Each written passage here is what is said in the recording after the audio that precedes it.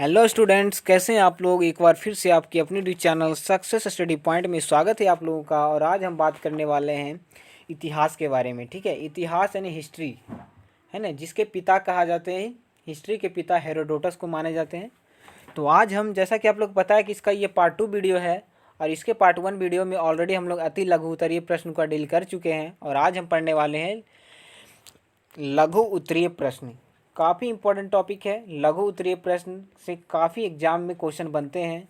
तो आज हम पढ़ेंगे यूरोप में राष्ट्रवाद। ठीक है, जो कि हमारा हिस्ट्री का लेसन 1 है। तो अध्याय 1 में हम लोग पढ़ेंगे यूरोप में राष्ट्रवाद। तो इससे पहले जो लोग चैनल पर नए हैं, हमारे चैनल पर जुड़ने के लिए सब्सक्राइब करें। ठीक है, ताकि वीडियो का नोटिफिकेशन आप लोग को टाइम टू टाइम मिलता रहे। चलिए, आज का हमारा जो पहला क्वेश्चन है कि 1848 की क्रांति, फ्रांसीसी क्रांति की क्या कारण था। देखिए, 1848 ईस्वी में, ये जो था वर्ल्ड हिस्ट्री है ना। वर्ल्ड हिस्ट्री में क्या पढ़ना है हम लोग को, ये वर्ल्ड हिस्ट्री के अंतर्गत आता है कि 1848 ईस्वी की फ्रांसीसी क्रांति की क्या कारण था। देखिए, 1848 ईस्वी में फ्रांस में क्रांति हुआ था, जिसको हम फ्रांसीसी क्रांति के नाम से जानते हैं। तो 1848 ईस्वी के फ्रांसीसी क्रांति के कई कारण हैं। ठीक है, जिसके निम्न कारण यहाँ पर हम आप लोग को बताएंगे। तो जो लोग वीडियो पर नए हैं, ठीक है, चैनल को सब्सक्राइब कर लें। तो यहाँ देखिए, हमारा पहला रीजन क्या था कि मध्यम वर्ग का शासन का प्रभाव। 1848 ईस्वी की क्रांति की क्या कारण था कि मध्यम वर्ग का शासन का प्रभाव था। दूसरा था राजनीतिक दलों में संगठन का अभाव। देखिए, मेन क्रांति का मेन रीजन क्या था कि राजनीतिक दलों में संगठन का भी अभाव था, यानी एकजुट नहीं था। ठीक है, लोगों में।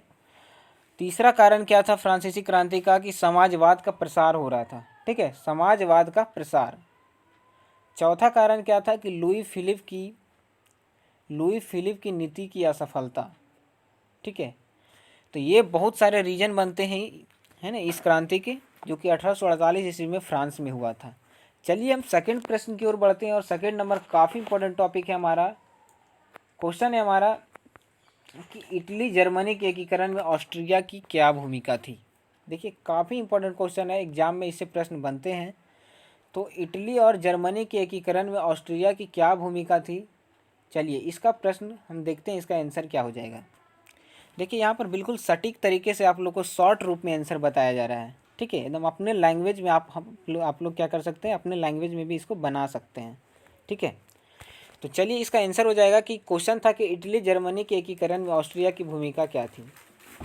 तो देखिए, इसका आंसर हो जाएगा कि इटली और जर्मनी का एकीकरण में ऑस्ट्रिया का मुख्य भूमिका ये था कि ऑस्ट्रिया जो था, ऑस्ट्रिया, यहाँ देखिए ऑस्ट्रिया होगा, कि ऑस्ट्रिया की शर्तें पर हुआ।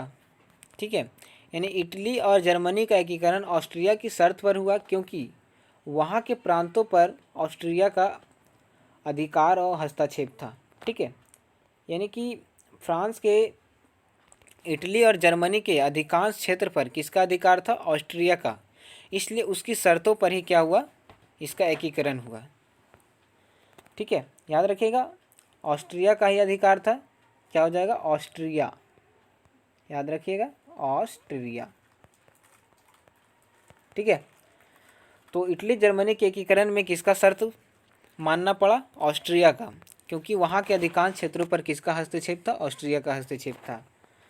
और ऑस्ट्रिया को, यहाँ बार बार टाइपिंग मिस्टेक हो रहा है, ठीक है, तो माफ़ कीजिएगा, कि ऑस्ट्रिया को इटली और जर्मनी से बाहर करके ही दोनों का एकीकरण संभव था। यानी कि इटली और एकीकरण का जब एकीकरण करना था तो तभी संभव हो पा रहा था जब ऑस्ट्रिया को क्या कर रहा था, वहाँ से जब बाहर निकाल के हटा देगा वहाँ से, तभी वहाँ का क्या हो पाएगा, उसका, है ना, एकीकरण हो पाएगा। तो चलिए, इसको फिर से पढ़ते हैं कि इटली और जर्मनी के एकीकरण में ऑस्ट्रिया की भूमिका क्या थी। तो इटली और जर्मनी के एकीकरण में क्या था कि ऑस्ट्रिया वहाँ का सर्वोसर्वा था, क्योंकि वहाँ के अधिकांश क्षेत्रों पर लगभग ऑस्ट्रिया का ही अधिकार था। इसलिए जब तक ऑस्ट्रिया को इटली और जर्मनी से बाहर निकाल कर नहीं फेंका जाता, जब तक वहाँ का एकीकरण संभव नहीं था, कुछ पॉसिबल ही नहीं था, है ना, क्योंकि जो भी था वहाँ का वही था, है ना, ऑस्ट्रिया।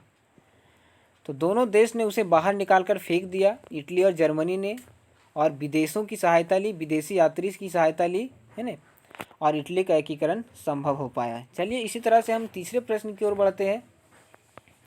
तीसरा प्रश्न है हमारा कि यूरोप में राष्ट्रवाद फैलाने में नेपोलियन बोनापार्ट किस तरह सहायक हुआ। तो यूरोप में राष्ट्रवाद फैलाने में नेपोलियन बोनापार्ट किस तरह से सहायक हुआ, तो देखिए पढ़ते हैं इसमें कि यूरोपीय राज्यों में नेपोलियन के अभियानों द्वारा नवयुवक का संदेश पहुंचा। यानी यूरोप के जितने भी राज्य हैं, यूरोपीय राज्यों में नेपोलियन के अभियानों द्वारा नवयुवक का संदेश पहुंचा कि नेपोलियन ने जर्मनी और इटली को परिधि से बाहर करके उसे वास्तविक और राजनीतिक रूपरेखा प्रदान की है। याद रखिएगा, यूरोप में राष्ट्रवाद फैलाने का नेपोलियन बोनापार्ट किस तरह सहायता किया कि यूरोपीय राज्यों में नेपोलियन के अभियानों द्वारा नवयुवक का संदेश पहुंचा। वो संदेश क्या था कि नेपोलियन ने जर्मनी और इटली के भौगोलिक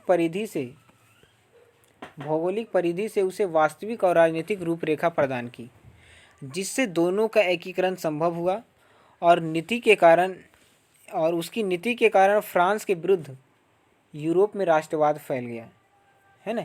यूरोप में क्या हो गया, उसकी नीति के विरुद्ध यूरोप में क्या हो गया, एक राष्ट्रवाद की भावना उत्पन्न हुई और पूरी यूरोप में ये क्या था, राष्ट्रवाद की भावना फैल गई। चलिए, उम्मीद करते हैं क्वेश्चन समझ में आ गया होगा आंसर के साथ। चौथे प्रश्न है हमारा कि गैरीवाल्डी के कार्यों की चर्चा करें। तो गैरीवाल्डी के कार्य काफ़ी हैं। गैरीवाल्डी जो था पेशे से एक नाविक था। आप लोग को पता होगा कि गैरीवाल्डी पेशे से क्या था, एक नाविक था। चलिए इसके कार्यों की ओर बढ़ते हैं हम लोग। तो क्या है कि गैरीवाल्डी के कार्य निम्न हैं। पहला कार्य क्या था कि अपनी कर्मचारियों एवं स्वयं सेवकों की सशस्त्र सेना बनाना। गैरीवाल्डी ने क्या किया कि अपने कर्मचारी और सेवक की मदद से ही क्या किया, स्वयं एक सशस्त्र सेना निर्माण किया, है ना। सशस्त्र का मतलब होता है कि हजारों संख्या में सैनिकों का निर्माण किया। दूसरा है हमारा कि सिसिली और नेपल्स में गणतंत्र की स्थापना की। सिसिली और नेपल्स में क्या किया, गणतंत्र की स्थापना किया। तीसरा रीजन क्या था, तीसरा इसका कार्य क्या हो जाएगा कि काउंट काबूर के रोकथाम के बाद, है ना, काउंट काबूर के रोक के बाद, यहाँ पर रोक हो जाएगा, काउंट काबूर के रोक के बाद अभियान को क्या किया, त्याग दिया। ठीक है, उसने जो अभियान चलाया था, काउंट काबूर ने जब रोका तो क्या किया, वो अभियान उसने रोक दिया, है ना, त्याग दिया। चौथा रीजन क्या था इसके कार्य का, इसका कार्य क्या था चौथा, कि अपनी सारी संपत्ति राष्ट्र को समर्पित कर दिया। देखिए सबसे बड़ा यही है कि गैरीवाल्डी ने क्या किया कि अपना जितना भी संपत्ति था देश के नाम कर दिया। तो ये चार कार्य हैं जो काफ़ी मायने रखता है गैरीवाल्डी के लाइफ में, है ना। सबसे पहले इन्होंने क्या किया, कर्मचारी और सेवक की मदद से एक सैनिक का निर्माण किया, खुद बनाया सैनिक, है ना। दूसरा क्या था कि सिसिली और नेपल्स में गणतंत्र का स्थापना किया। तीसरा क्या था कि काउंट काबूर ने जब इसको मना किया तो इसने क्या किया, रोका, तो इसने क्या किया, अपना अभियान को ही त्याग दिया, यानी भूल गया। चौथा क्या था कि अपनी सारी संपत्ति देश को समर्पित कर दिया। चलिए हम पांचवें प्रश्न की ओर बढ़ते हैं। पांचवा नंबर हमारा क्वेश्चन है कि विलियम प्रथम के बगैर जर्मनी का एकीकरण बिस्मार्क के लिए असंभव था कैसे, है ना। नहीं, विलियम प्रथम अगर नहीं होता तो जर्मनी का एकीकरण बिस्मार्क के द्वारा संभव नहीं हो पाता। चलिए किस तरह से पढ़ते हैं, हम पढ़ते हैं इसका आंसर क्या हो जाएगा कि विलियम प्रथम जो था वो प्रसा का शासक था। ठीक है, कहाँ का शासक था, प्रसा का एक शासक था विलियम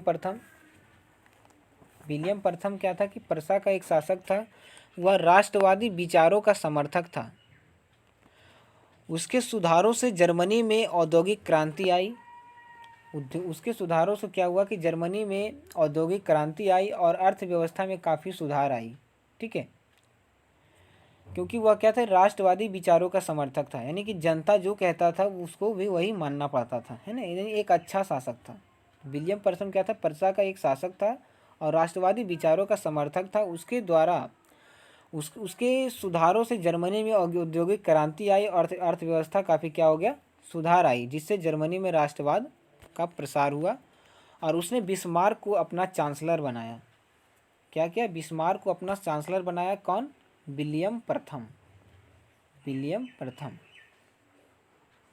ठीक है, और उसने क्या किया, रक्त एवं लौह नीति का अवलंबन किया, है ना, यानी रक्त और लौह नीति का सहारा लिया।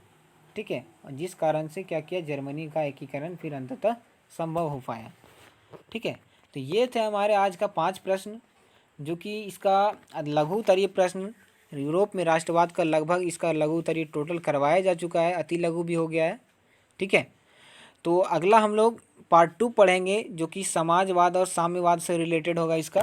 ठीक है, तो ये उम्मीद करते हैं आपको वीडियो अच्छा लगा होगा। यदि अच्छा लगे तो हमारे चैनल सक्सेस स्टडी पॉइंट को सब्सक्राइब करें। ये देखिए हमारा चैनल है सक्सेस स्टडी पॉइंट, जो कि 10th क्लास के बच्चों के लिए है। ठीक है, तो जो लोग 10th के स्टूडेंट हैं हमारे चैनल को सब्सक्राइब करें।